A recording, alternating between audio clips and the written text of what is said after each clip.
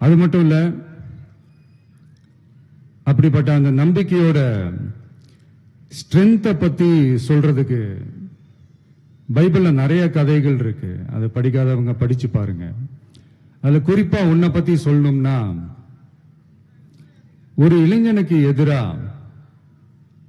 தன்னோட சொந்த சகோதரர்களே பொறாமைப்பட்டு அவனை பாழும் கிணத்தில் தள்ளிவிட்டு அதுக்கப்புறம் அவர் எப்படி மீண்டு வந்து அந்த நாட்டுக்கே அரசனாகி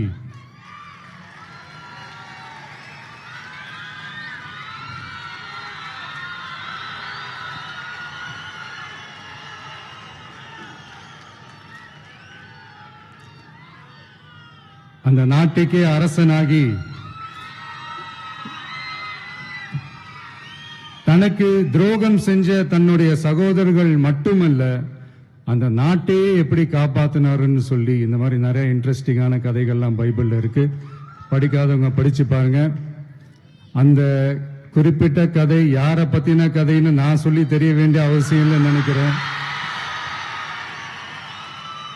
அது உங்க எல்லாருக்குமே நல்லா தெரியும். சோ இப்படிப்பட்ட கதைகள்லாம் நமக்கு எதை உணர்த்துது அப்படின்னா, கடவுளுடைய அருளும்